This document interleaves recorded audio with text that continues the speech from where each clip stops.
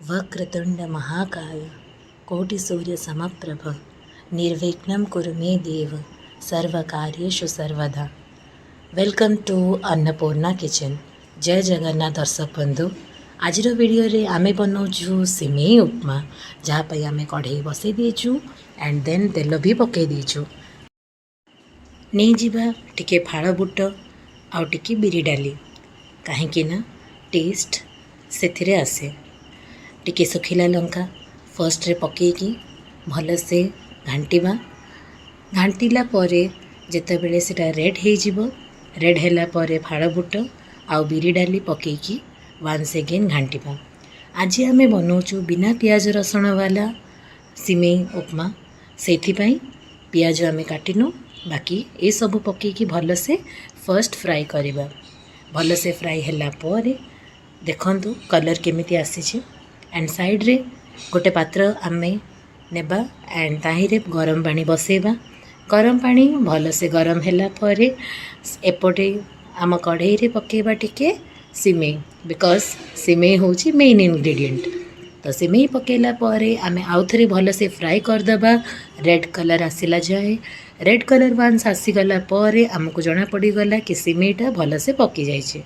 Then स्वाद अनुसार लुण पकेबा ताकि टेस्ट एनहांस हो। बिकॉज आज सोमवार थिला तो आमे 2 जन ही खाइबार थिला, सेथिपाई आमे 2 कप सिमेई नहीं। देन गरम जो पानीटा होइछे सेटा बंद करदेबा, बिकॉज पानी गरम हो गला एंड गैस वेस्ट करवाटा ठीक नुहे।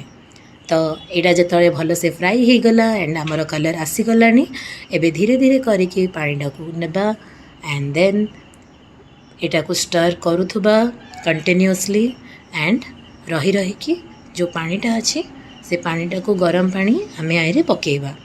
गरम पानी पकेला बेले भी स्टर करिवार भूलिबेनी, घांटीबार कंटिन्यू रखिबे ताकि टेस्ट खराब न हो। एंड भलसे घांटीबे, बहुत भलसे पूरा मिक्स होला परे आपण किछि समय रहिला परे टिके पुदीना पत्र पकेले स्वाद अनुसार टेस्ट आसीबो एंड भल बास्ना भी आसीबो।